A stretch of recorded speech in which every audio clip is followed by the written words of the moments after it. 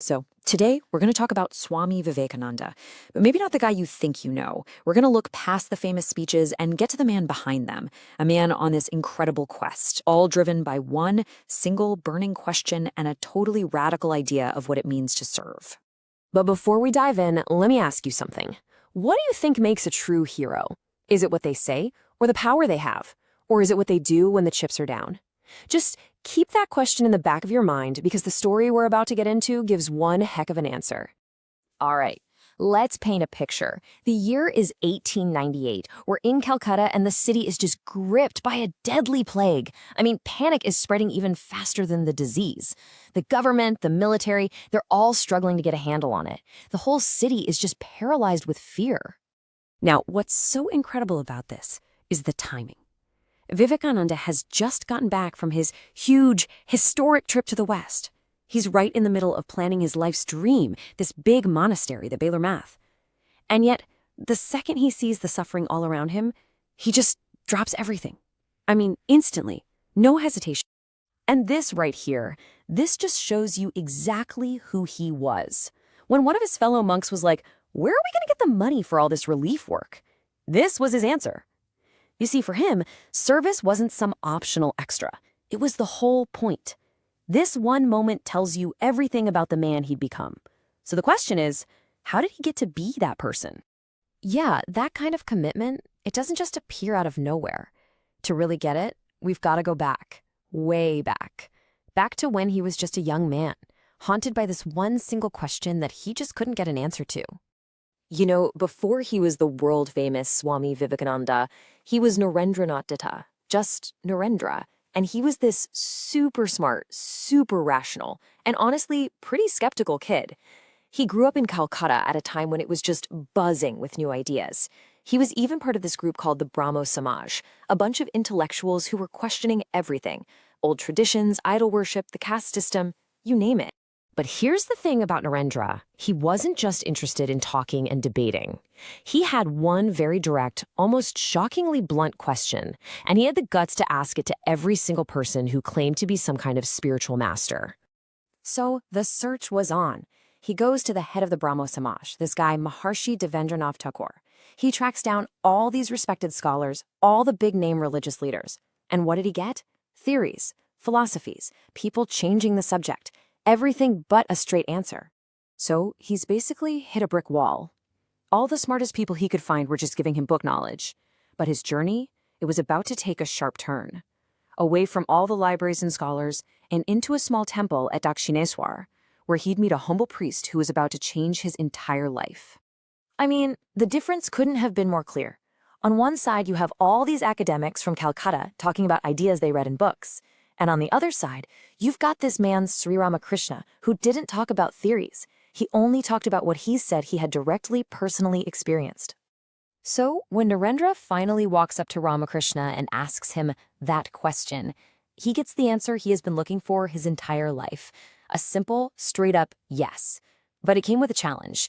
The real question wasn't if God could be seen. It was who actually weeps for him, who wants it that badly.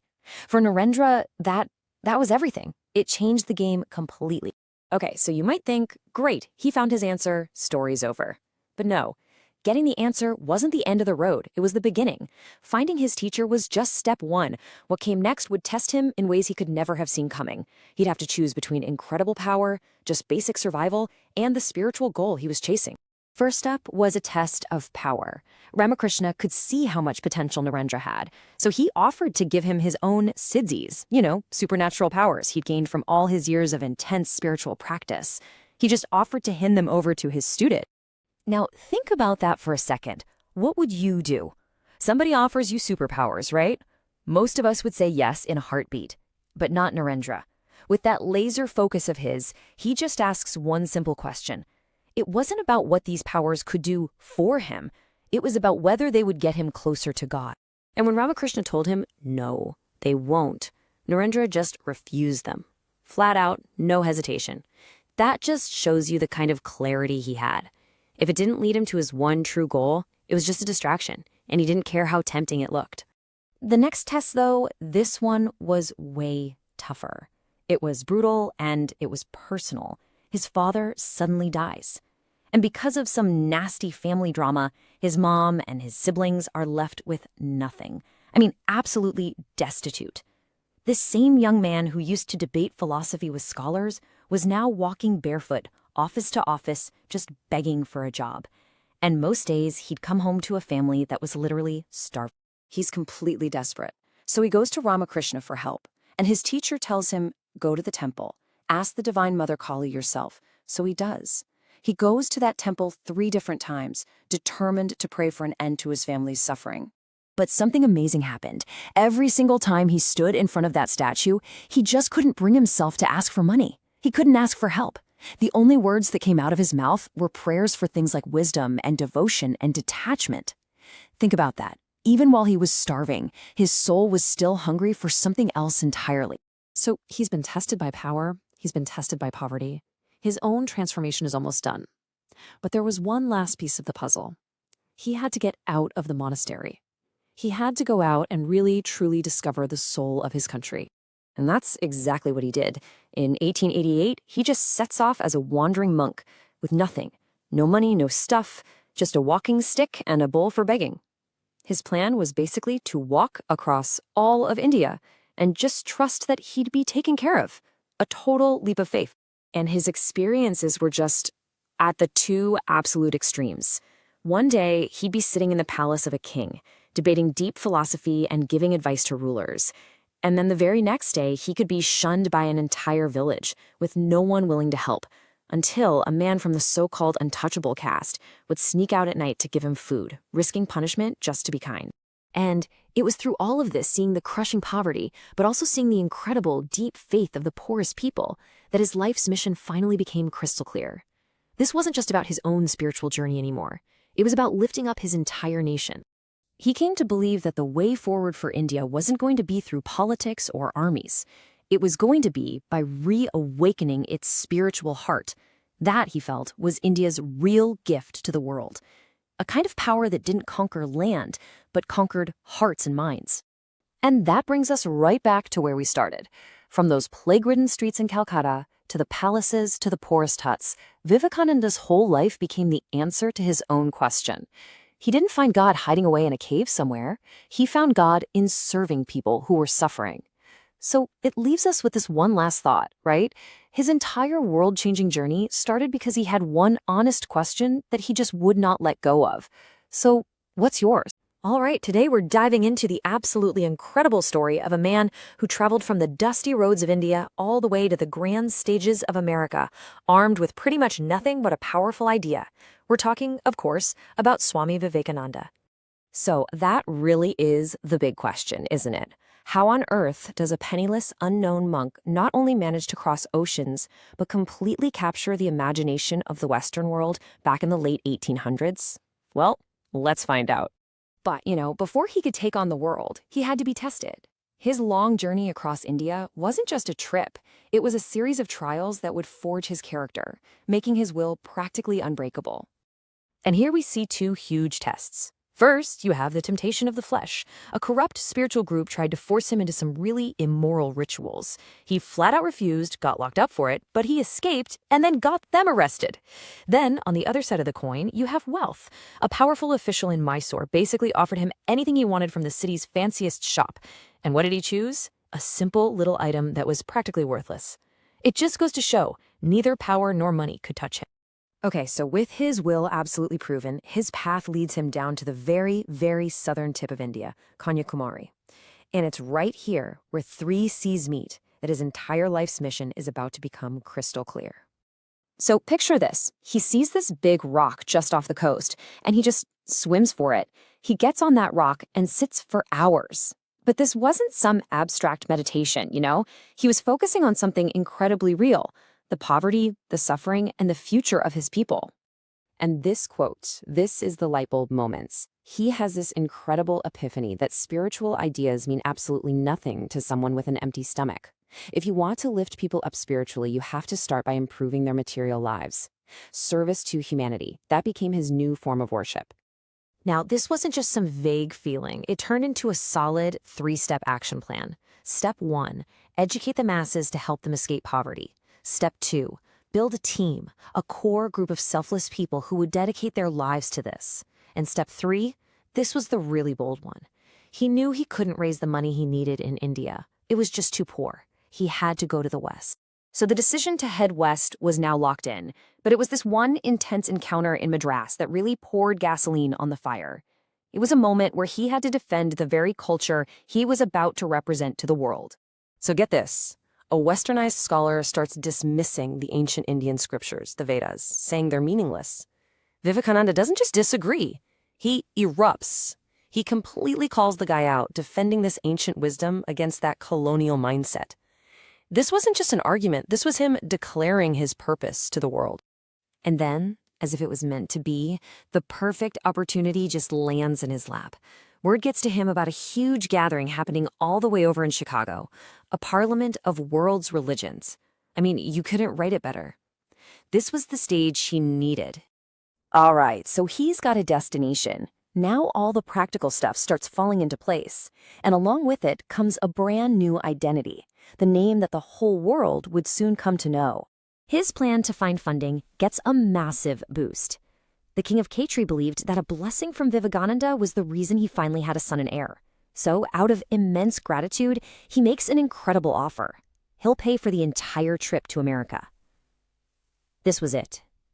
This was the ticket.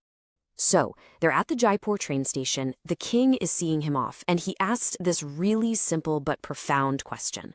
Vivekananda had gone by a bunch of names as a wandering monk, but he didn't have one single name for this huge new mission. And right there, on the station platform, the king suggests the name Vivekananda. In that moment, the young disciple, Narendra, was essentially reborn as Swami Vivekananda, a teacher for the world, a new identity for a whole new chapter. But look, just because he had a ticket and a new name, don't think for a second this was going to be easy. He left India being treated like an absolute prince, only to land in a foreign country as a total nobody, where he'd face some serious hardships. You know, right before he left, there was this incredibly raw human moment. He was with a fellow monk, and he just broke down, weeping, and said his heart had grown so large that he could feel the sorrow of all his people. That deep compassion was the fuel for everything he was about to go through. And the contrast is just wild. He leaves Bombay on May 31st, 1893, looking like a king in these fine silk robes. But he gets to Chicago way too early, in July for a conference in September, with his money already running low and, get this, no official credentials. The reality on the ground was brutal. People on the street made fun of his saffron robes and his turban. Someone actually told him he should just dress in Western clothes to avoid the hassle. Soon enough, the money completely ran out. And at his lowest point, he actually had to spend a freezing night sleeping inside an empty crate in a railway yard. But he kept going. Through the kindness of a few strangers and just his own incredible willpower, he finally made it. He got his credentials. And suddenly, he found himself at the final threshold, the stage of the Parliament of Religions. The date was September 11th, 1893. A day that would, for a very different reason a century later, go down in history. But on this day, it was about to change the world in its own way. The art palace was just packed. We're talking thousands of people. And on stage with him were the most distinguished, most famous religious scholars from all over the planet. They all came with their prepared speeches. He had nothing written down, not a single note. And in his own words, he was absolutely terrified.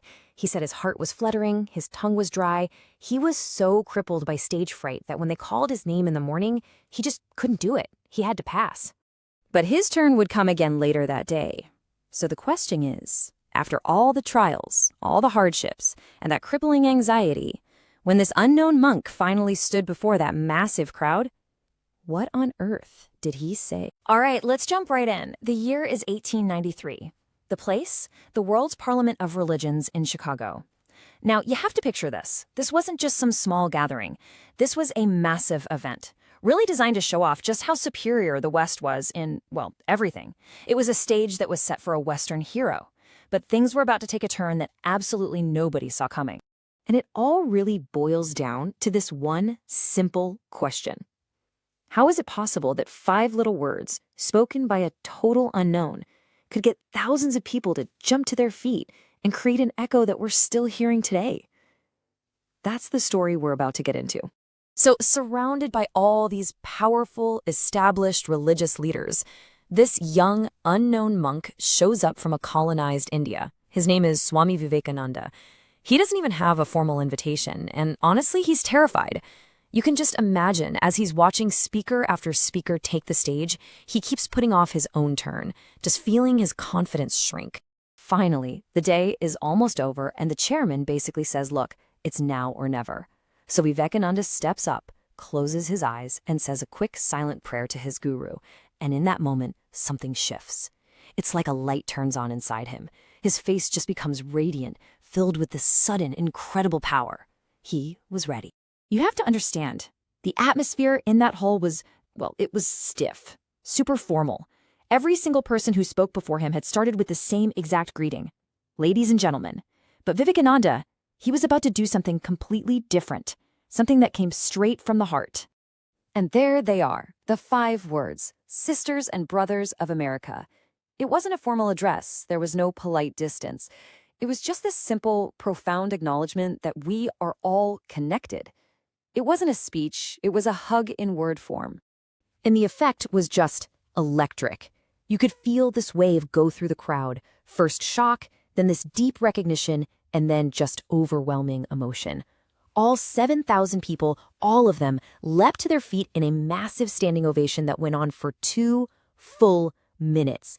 Think about that. He hadn't even started his actual speech yet, and he'd already won over the entire room.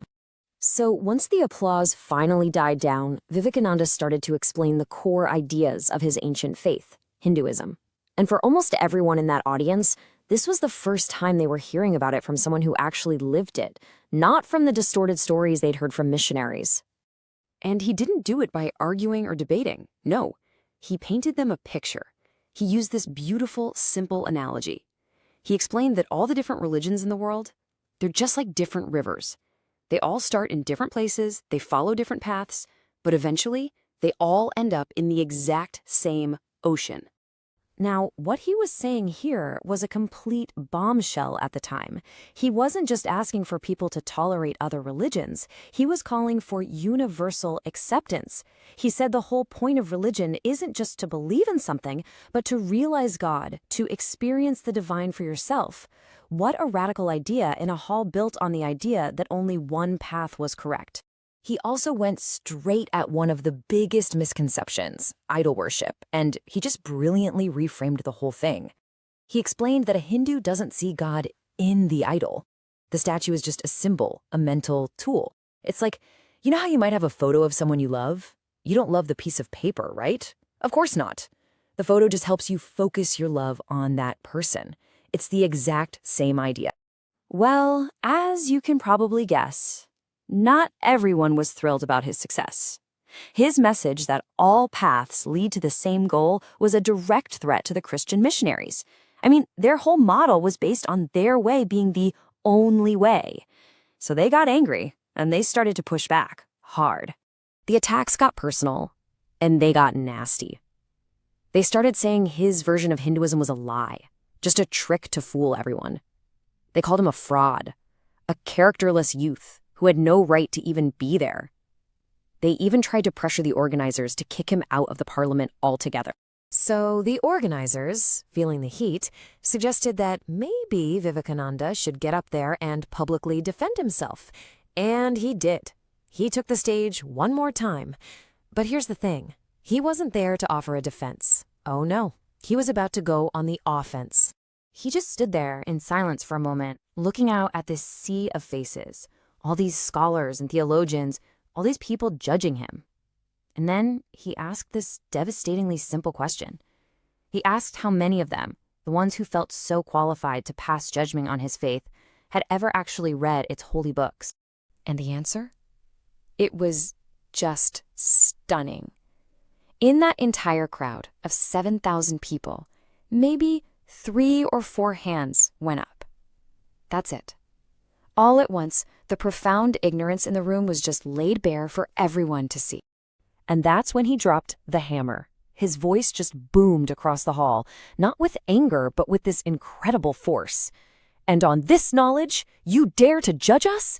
And the whole place just fell into this deep, stunned silence. His critics had nothing, absolutely nothing. The debate was over. After that moment, it was a whole new ballgame. Vivekananda was no longer just some interesting speaker. He was a phenomenon. The American press, the public, everyone was captivated by his mind, his spirit, his charisma. They embraced him as a true spiritual leader. And hey, don't just take my word for it. The biggest newspapers of the day were all over the story. The New York Herald flat out said he was undoubtedly the greatest figure in the Parliament of Religions. They even said it was foolish to send missionaries to a country that could produce a man like him. And there was more. Another paper wrote that he held the entire place spellbound, that his eloquence was like a storm that just drowned out all the other speakers. He wasn't just being heard, he was completely captivating the nation. And in his final address, he summed up his entire philosophy with his powerful, timeless plea. Help and not fight. Assimilation and not destruction. Harmony and peace and not dissension. That was it. That was the message that had electrified an entire country. But, the story doesn't end there with the cheering crowds and the glowing reviews. To really understand who Swami Vivekananda was, we have to look past all that, to a quiet moment that happened behind closed doors, because that's where you see his true heart. So here he is. He's a star, he's famous. Wealthy patrons are throwing money and invitations at him. He's staying in these incredible, opulent mansions. I mean, a level of comfort that was totally alien to him. You'd think he'd be on top of the world, feeling amazing, but he wasn't. That very first night, as he lay on this soft, expensive bed, the huge gap between where he was and the crushing poverty his people were facing back home, it just became too much, and he started to weep. And this question tells you everything. His journey was never about fame for himself or about winning some debate. It was always about finding a way to lift his people up. All the applause, all the praise in the world meant nothing if it couldn't help them. His heart wasn't in some American palace. It was back on the streets of India.